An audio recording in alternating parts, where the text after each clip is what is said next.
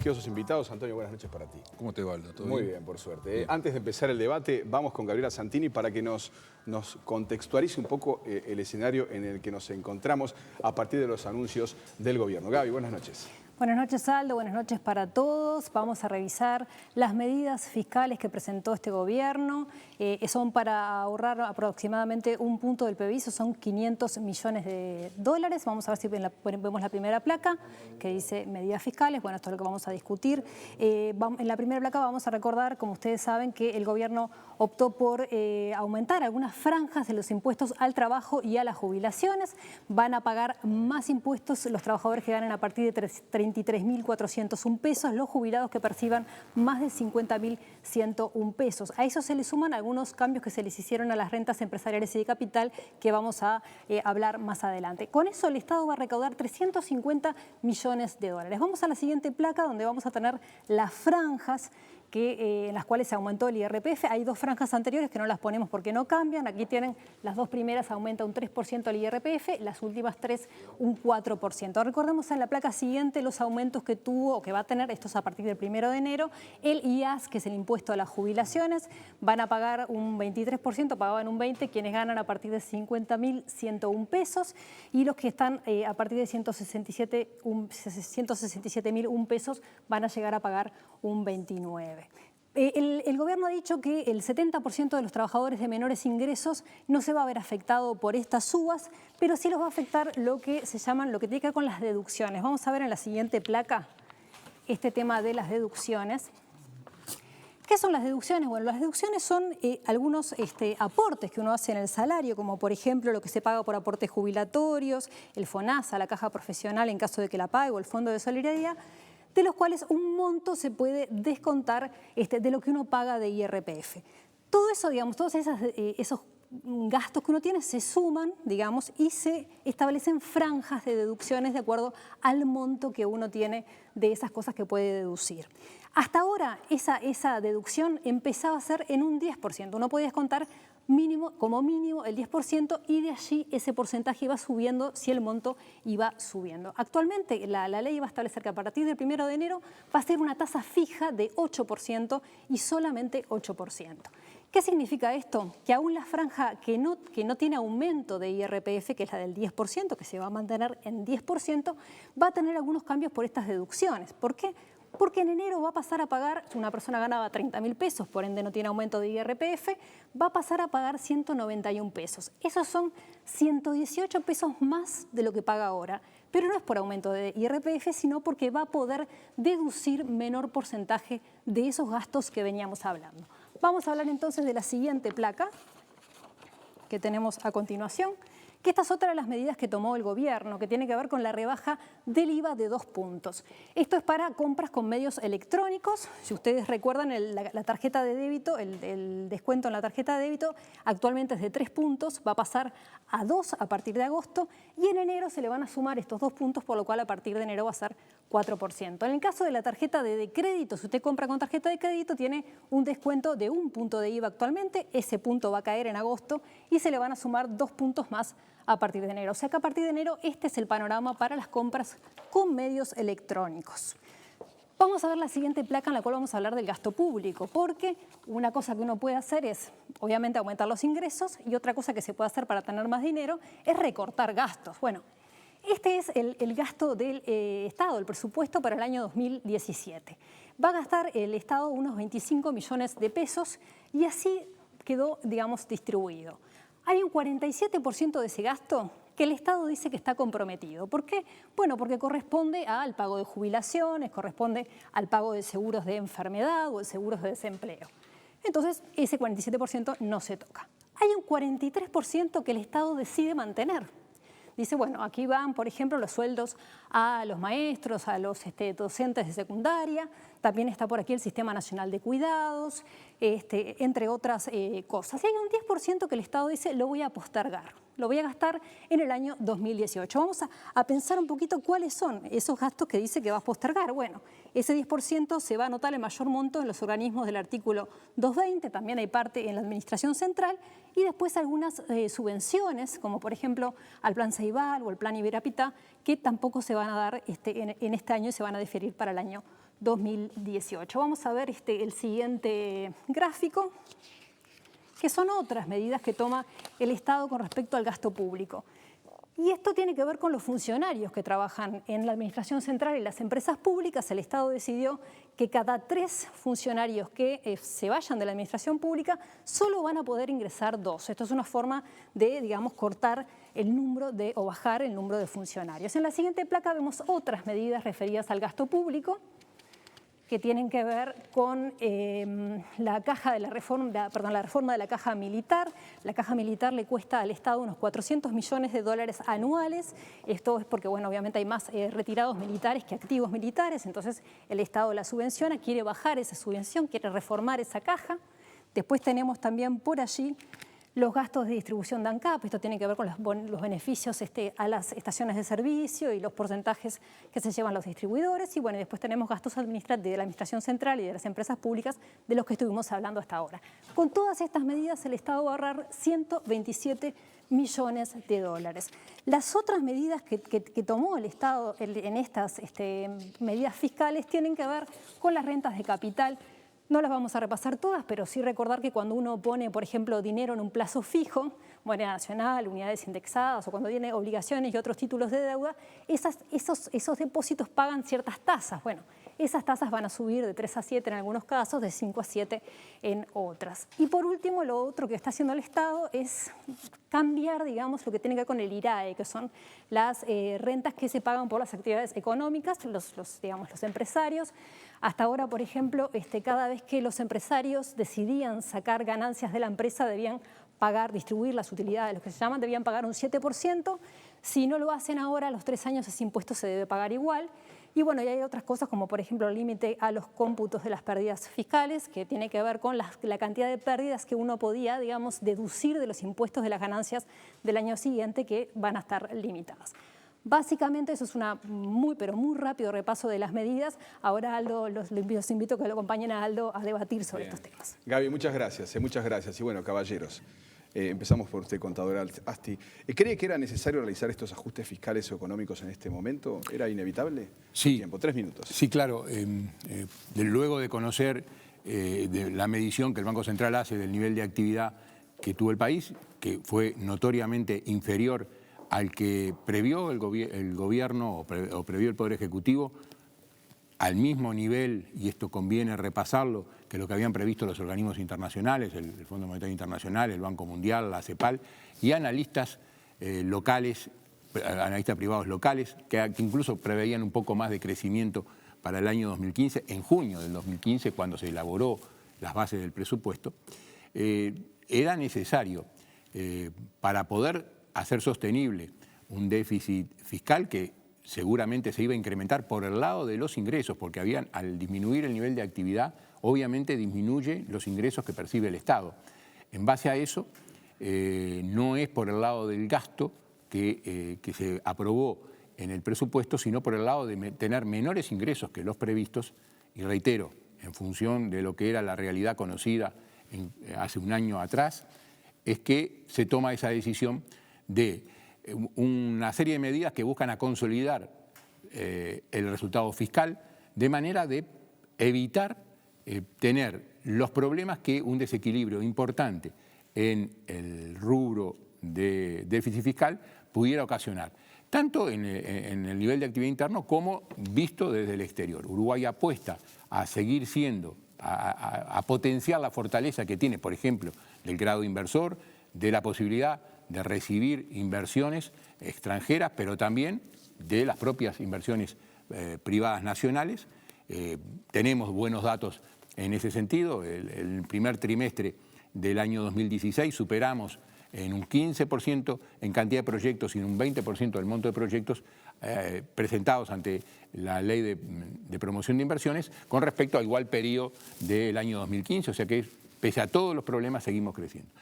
Y por otro lado es que el panorama internacional y el más cercano, por ejemplo el de Brasil, que nos afecta directamente, seguía sin tener una certidumbre. Por el contrario, aumentó la incertidumbre con todos los problemas políticos que tienen, con una caída del Producto Bruto del 4%, un déficit fiscal del 10%, una inflación más alta de lo previsto. Todo esto no habiendo sido considerado por nadie un año atrás. Entonces es necesario, para proyectarse hacia el futuro, partir de la necesidad de corregir ese déficit fiscal que está hoy en el 3,5%, que con esta disminución de ingresos podría subir. La idea es reducirlo en un punto y cumplir con lo que teníamos previsto en el presupuesto, que era llegar al final del periodo con un 2,5% de déficit fiscal. Gracias, senador García. Su tiempo. Buenas noches, Aldo, Antonio, diputado Basti. A ver, la pregunta es si era evitable. Obviamente que era evitable. Este es un ajuste fiscal que es producto de 3 elementos. Es producto de la mentira en la campaña electoral, es producto de la mala gestión del gobierno, del despilfarro en el gobierno, y es fruto de la corrupción. Es fruto de la mentira porque, a ver, estas cosas se sabían. O el Partido Nacional tenía la bola de cristal que veía cosas que el profesor Astori, profesor de la Facultad de Ciencias Económicas, no veía. Mire, nosotros decíamos, me acuerdo la economista Arbeleche, en aquel momento, senador Lacalle Pou, en aquel momento candidato del Partido Nacional, decía que había luces amarillas. Y Astori nos decía que éramos alarmistas y acusó a la oposición de sembrar desconfianza por hablar de luces amarillas. Ferreri, el actual subsecretario, decía, Arbeleche dice barbaridades, 19 de septiembre del 2014, cuando advertíamos que estamos en problemas. Pero todos los economistas decían. Mire, Odone, Gabriel Odone, todavía la sociedad no internalizó lo que está pasando alrededor de Uruguay. Eso hace que haya una suerte de optimismo exagerado. Marzo del 2015, todavía no estaba ni proyectada la ley de presupuesto, recién había asumido el gobierno. Hay un riesgo fuerte de entrar en recesión o estancamiento y que la inflación se vaya. No se puede seguir haciendo la plancha. Munjo, septiembre del 2015. Es decir, se mintió para ganar una elección. Se ocultó la verdad, porque yo no puedo creer que gente tan inteligente como el profesor Astori o en aquel momento el actual presidente Vázquez, candidato Vázquez, no supieran. Y lo que nosotros dijéramos era un invento, ¿no? No era invento. Se mintió. Segundo, es fruto de la mala gestión, porque no es el ajuste de una crisis, es el ajuste después de 10 años de bonanza. Es decir, el país venía volando económicamente y hacías el ajuste fiscal del gobierno del Frente Amplio. Si el Frente Amplio es el ajuste fiscal de su propio gobierno, no hay herencias malditas. Y también es el ajuste fiscal de la corrupción. Yo sé que es duro esto, pero es la verdad. Mire, el gobierno plantea hacer un ajuste fiscal de 500 millones de dólares. Hace 6 meses, usted, Aldo, Antonio, todos los uruguayos, pusimos 900 millones de dólares para ANCAP, 650 cash y 200 y pico de endeudamiento. Y un año antes pusimos 300 para Pluna. Ni hablar del Fondes. Le agarro nomás que Pluna y ANCAP, 1.200 millones, más de 2 veces lo que es el ajuste fiscal. Y uno se pregunta, si tuviéramos la plata ahora que hubo que poner en Pluna para tapar el enorme agujero negro, buena parte del producto de corrupción, ¿no estaríamos en otra condición? ¿No estaríamos mejor ahora? Pero hubo que tapar el agujero negro. Corrupción, decía usted. ¿Sí? Corrupción. Bueno, ya veo que comenzamos con optamos por el agravio y no los argumentos. Pero bueno, vamos a referirnos, yo decía recién que cuando se proyectó este presupuesto, primera cosa, había algunas pérdidas de empresas públicas que ya habían sucedido, o sea que no juega en este caso, salvo el último resultado de ANCAP. Todo lo demás ya estaba considerado en el presupuesto. Y de paso digo, las medidas tomadas a partir de marzo de 2015 con respecto al ajuste de la gestión de las empresas públicas han tenido un resultado positivo. El único rubro del presupuesto nacional del presupuesto nacional, el resultado consolidado del déficit fiscal, el único que tuvo resultado positivo fueron las empresas públicas. Hasta ahora venían dando resultado negativo las empresas públicas. Y en este año 2015 fue el único rubro que dio resultados positivos. Así está planteado en el presupuesto nacional de que tenían que hacer un aporte positivo y no requerir fondos del Estado. Así ya en el propio 2015 ya se ajustó. Pero vayamos a lo que pasaba en ese momento. Junio del 2015, los analistas económicos nacionales que hacen la encuesta del Banco Central, y leo algunos, Equipos Mori, Instituto de Economía, el Banco Itaú, el Estudio de Mosca, Oikos, Santander, Sura, hicieron una encuesta y decían que la mediana de esas respuestas daba, y se lo puedo mostrar a la cámara, 2,9% de crecimiento para el año 2015. Los organismos internacionales, el Banco Mundial, el Fondo Monetario Internacional, la CEPAL, también tengo las gráficas acá, pero vamos a no acortarlo, también daban incrementos superiores al que estimó el gobierno, al igual que los analistas privados. Cuando los analistas privados y los organismos internacionales preveían un 2,9, un 2,6, un 3%, el gobierno tomó un 2,5 de previsión.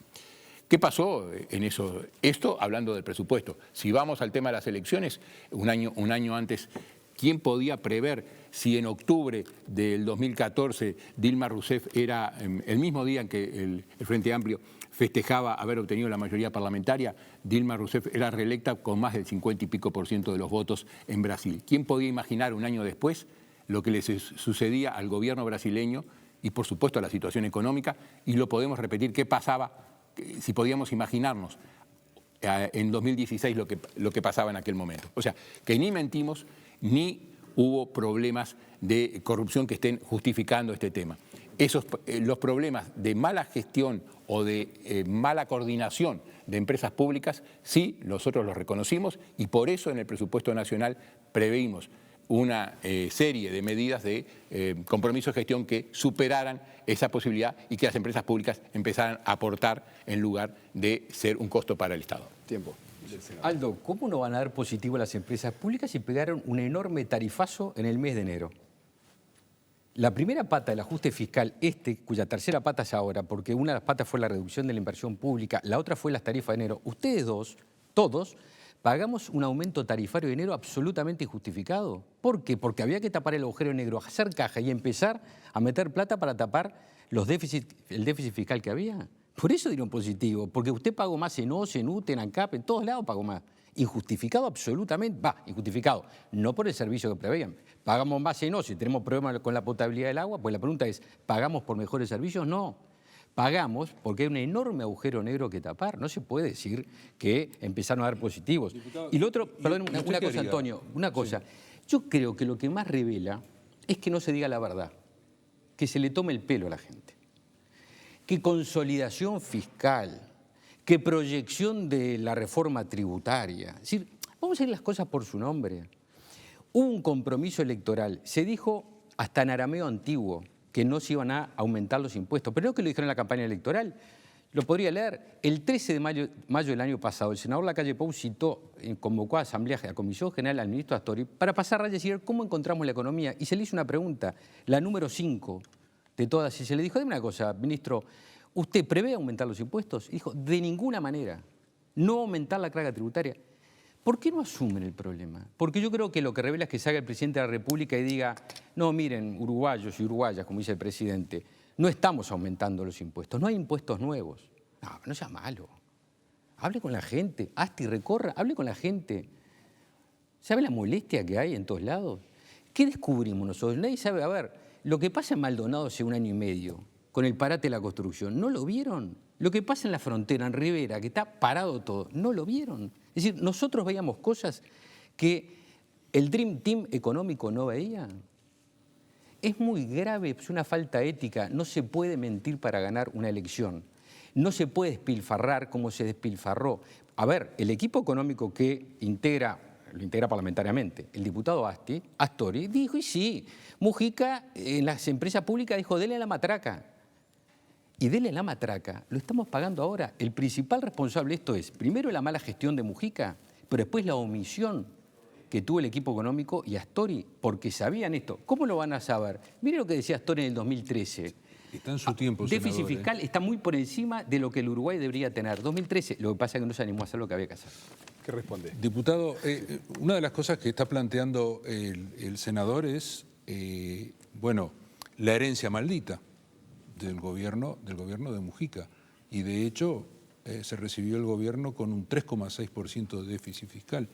Sí, empecemos, permítame contestar algunas de las cosas con respecto a lo que el senador llama el ajuste fiscal de las tarifas de enero. Las tarifas de enero crecieron lo mismo que creció la inflación o que creció el salario real en el año anterior, en el torno del 9%. Lo que pasa, sí, que hasta ese momento, los años anteriores habían crecido muy por debajo de la inflación, aumentando entonces la capacidad de compra de los salarios y las pasividades. En este 2015 no se pudo hacer, en este 2016, perdón, no se pudo hacer porque ya había una situación en la cual de las cuentas públicas que sabíamos que eran deficitarias.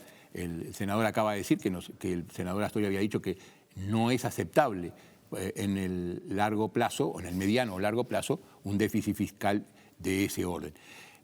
Se puede asumir cuando hay crecimiento del 4%, como hubo en el año 2014, no tan sorpresivamente. También, cuidado que en el año 2014, en el año 2013, en el año 2010, en el año 2007, nos dijeron que la previsión del nivel de actividad, la oposición dijo que la previsión del nivel de actividad era muy optimista. En todos los años fue igual o superior a lo que se había previsto. O sea que hacerle caso a la oposición, nosotros preferíamos hacerle caso a lo que decían los organismos internacionales, a lo que decían los analistas económicos locales, y los leí por las dudas de que alguno dudara que habían ido al comité del Frente Amplio a averiguar cuánto iba a crecer la economía. Lo que dijeron las calificadoras de riesgo, se arriesgan mucho al decir que un país está en situación estable o creciendo, como lo dijeron en todo este periodo. O sea que esa fábula de que se mintió en la campaña electoral o que se mintió cuando se elaboró el presupuesto es inadmisible. Solamente se puede decir con una operación política para tratar de, enturbiar las aguas y que la población resista este paquete de medidas que lo que tiene como objetivo es consolidar los éxitos que el Uruguay ha tenido en 10 años. ¿Alcanzará esto o habrá otro ajuste? Permíteme. Consolidar los éxitos, evitar costos sociales, no cargárselo como se cargaba antes a los sectores de menores ingresos y preparar el país para cuando haya mayor certidumbre, seguir con ese nivel de crecimiento superior a la región, en todos estos 11 años fue superior al de la región, seguir creciendo con equidad y creciendo en forma firme. Y esa equidad tanto social como territorial. Alcanzará, y bueno, veremos los números, tendremos que ir haciendo los números en cada rendición de cuentas, como ya lo habíamos programado en el presupuesto, de que tomábamos 2 años y esperábamos a que hubiera mayor certidumbre, menor volatilidad que la que hoy tenemos y que ha afectado a todas las regiones del mundo, a todo el grupo de países del mundo, sean emergentes o desarrollados. Pero ¿cómo esperar 2 años? Si ya lo cambiaron el presupuesto, no duró ni 6 meses. Cambiaron la estimación de crecimiento con el cual se hizo el presupuesto fue de 2,5 puntos. Y ayer anunciaron que iba a crecer medio punto, es decir, que la agarraron por 500% a ti. ¿Cómo que 2 años? Ya lo cambiaron, no existe más el presupuesto, porque entre otras cosas prevían ingresos que no existen. Por eso el ajuste fiscal. Esa es la clave del ajuste fiscal, que prevé ingresos que no tienen. Ahora, hay un razonamiento muy particular. Cuando la economía andaba bien, y había periodistas que decían, no, miren, le pasa que las condiciones internacionales son favorables. Salía Astori y decían, no, espere, es mérito propio, es el Dream Team, es el equipo económico que hace las cosas bien, no saquen mérito. ¿No le decían eso a usted? Bueno, resulta que cuando las cosas van mal, ahí sí la culpa es de afuera, no es de adentro. No, háganse cargo. Esta es la responsabilidad por haber administrado mal, por haber mentido en la campaña electoral y por haber una cosa que se llama ANCAP y otra que se llama Pluna, que nos costó $1.200 millones. Porque uno se pregunta, ¿este ajuste fiscal tiene como objetivo un shock educativo? Es decir, mire, uruguayo, dice Vázquez, vamos a mejorar la educación y les voy a pedir meter la mano en el bolsillo para mejorar la educación, para mejorar la seguridad. ¿Un fin loable? No. Es para tapar un agujero. Está perdida la plata. Usted va a pagar, ustedes van a trabajar, todos vamos a trabajar para meter esa plata que es fruto del trabajo de los uruguayos en un agujero negro. 400.000 uruguayos. Asti, hay que decir la verdad. No se pueden dar con fábula y decir, no, mire, van a pagar los más ricos. 400.000 ricos en Uruguay. Con 30.000 pesos ricos. Un carpintero, un oficinista, un productor familiar, un feriante. ¿Eso es un rico? 30.000 pesos, alquiler, 2 o 3 hijos. No se puede. ¿Y cuál es el efecto directo? También hay que avisarlo, lo tiene que decir el diputado Asti. El efecto directo de la suba de impuestos es recesión, es menor empleo y menor inversión. Eso va a ser el senador planteó varios temas. Sí. Habló del agujero negro. No, pero bueno, de nuevo, simplemente creo que ya los televidentes deben haber escuchado la contradicción. Por un lado, reafirmando lo que nosotros decíamos, el tema de estas medidas es porque han caído los ingresos, porque ha caído el nivel de actividad y luego va a los temas del pasado de las pérdidas de las empresas públicas.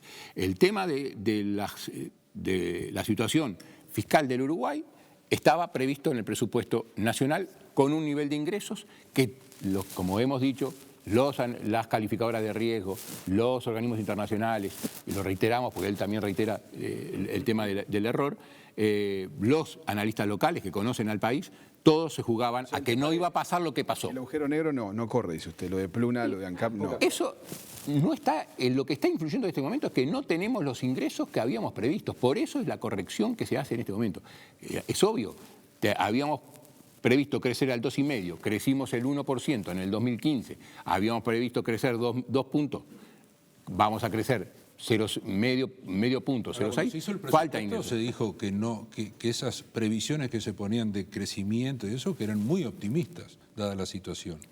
Bueno, no los analistas, en el momento que se elaboró el presupuesto, reitero, ni los organismos internacionales, ni los analistas económicos, algunos... Por algo se hizo un presupuesto a 2 años. Además. Se hizo a 2 años porque se basaba en que había demasiada incertidumbre y mucha volatilidad. Les comento... ¿Ahora cómo se va a ajustar? ¿Quién lo hace? Les comento una cosa, ¿me puedo terminar la...? Sí, por favor, ya estamos con el senador. Lo que nosotros entendimos que pasaba, o lo que iba a pasar en aquel momento, es completamente distinto a lo que pasó. Y pasó en 6 meses. ¿Parece absurdo? Sí, parece absurdo, pero le pasó a todo el mundo. No, pero no pasó a nosotros. 6 meses porque cuando se reunió Tabaré Vázquez con la Suprema Corte de Justicia le dijo claramente: encontré un país económicamente que no era lo que esperábamos. O sea que ahí ya advirtió, bueno, recién asumido. Eso transmitido por el presidente de la Suprema Corte de Justicia. Nadie lo desmintió. Pero tiene connotaciones en ese tema que preferiría no entrar en ellas. Lo que digo es que es claro, hay una percepción de la realidad que fue la que cambió. Y puse el ejemplo de lo que pasó en Brasil, pero también puedo hablar, por ejemplo, de una crisis bursátil en China. ¿Quién podía especular que con el crecimiento chino iba a tener una crisis bursátil como la que tuvo? Pero estamos en una región, y voy a lo que decía el senador del viento de cola, que cuando se decía de que todo iba bien, cuando se decía que todo iba bien, por el viento de cola nosotros decíamos sí, pero se han construido fortalezas y se han combatido vulnerabilidades que nos permite crecer más que la región, más que el promedio de la región, pese a no tener las mismas condiciones favorables, porque, por ejemplo, nosotros los commodities energéticos no los teníamos y el resto de la región sí. Y nosotros crecimos más que el resto de la región. Soportamos la crisis del 2008-2009, mundial del 2008-2009, siendo uno de los únicos 5 países del mundo que siguió creciendo, bajó la pobreza y aumentó el empleo. Esas son las fortalezas que construimos y que nos permitía decir somos distintos a la región. No estamos, y lo dijo varias veces el senador Astori, no estamos blindados, estamos en mejores condiciones para enfrentar una situación crítica. Y hoy no estamos en crisis. Tenemos que evitar entrar en la crisis y por eso estas medidas pensando en el futuro. Bien, tenía más tiempo el diputado porque lo interrumpimos. Senador, datos de la realidad son que China cayó, se desaceleró, Brasil también. Aldo, ¿qué tiene para decirnos vamos al a decir respecto? alguna cosa. Primero, porque las exportaciones cayeron. ¿Quién hace el presupuesto? ¿Los analistas o el ministro Astori? Yo cuando recibí el mensaje lo firmó Astori. No hay una firma que diga los analistas. Y el ministro Astori fue el que dijo que el país, pero no lo dijo hace un año, el presupuesto empezó a regir hace 5 meses y medio, el 1 de enero de este año. No estamos hablando de la historia, estamos hablando de este año. Y ese presupuesto lo firmó Astori y nos dijo que iba a crecer 2,5 puntos el país. Y ayer dijo que no crecía ni medio punto. Con impulso, brutal ferocidad. Y yo pregunto, ¿Brasil es el tema? ¿Sabe cuándo perdió el grado inversor Brasil? En septiembre. El presupuesto se terminó de aprobar en diciembre. ¿No reaccionaron? ¿No les parecía que la pérdida del grado inversor en Brasil era un dato que era muy importante para Uruguay? Y alegremente siguieron diciendo septiembre, octubre, noviembre, diciembre, vamos arriba con los faroles, que no pasa nada. Es de una irresponsabilidad. Asti, hay que decir la verdad. Hay dos posibilidades, o mintieron o se equivocaron. Y como yo creo, es una tontería lo que voy a decir, que Astori es una persona muy inteligente, profesor de la Facultad de Ciencias Económicas, que el presidente Vázquez es una persona muy inteligente, y por lo tanto yo creo que ellos veían lo mismo que usted y yo veíamos, pero mintieron en la campaña electoral, estoy hablando yo, mintieron en la campaña electoral para ganar una elección y después nos siguieron mintiendo hasta que la realidad rompió los ojos. Hay que errarle por 500% en 5 meses. No reaccionaron. Y entonces ahora se desarrajan con un brutal ajuste fiscal, que también hay que decirlo bien claro, va a afectar a los trabajadores. Se va a perder empleo. Recorra, hable con la gente. Salga ahora. Y le van a decir, pero no se lo dicen blancos y colorados, se dicen blancos y colorados frentistas que están indignados, porque también les mintieron. Hay mucha gente que fue abusada de su confianza. que votó con absoluta buena fe, pues dijeron, bueno, esta gente, yo creo, me dicen que no van a aumentar los impuestos, y hoy le meten un agujero negro, un impuesto brutal, ¿para qué? Para tapar un agujero negro de mala gestión, de las mentiras y de la corrupción, Asti. ANCAP y Pluna. Bueno, reitero, o sea, el senador es muy efectista en buscar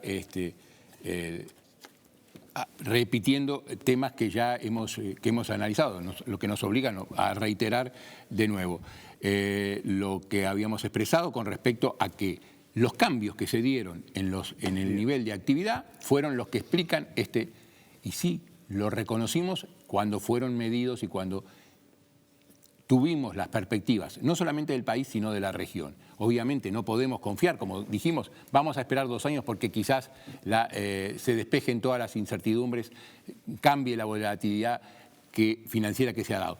En estos 6 meses que pasaron desde junio a diciembre, se refleja en el análisis de que, al igual que los organismos internacionales hizo el equipo económico, se dieron hechos importantes. Cambió radicalmente el flujo financiero hacia los países emergentes, que era positivo pasó a ser negativo. Sucedió en los últimos 6 meses, porque todos sabemos que cuando empieza la ola a aparecer, la bola de nieve empieza a crecer cada vez más. Y sí pasó porque muchos países, los de la región, obviamente, Venezuela, Argentina, Brasil, pero Rusia, Sudáfrica, y puedo seguir nombrando, pero no quiero extender la lista, la Unión Europea, las exportaciones a Venezuela cayeron un 50%, las exportaciones a Brasil cayeron un 30%, Argentina un 20%, China un 12%, Unión Europea un 13%. ¿Por qué cayeron? Porque cayó el comercio internacional, todo el comercio internacional de todas las regiones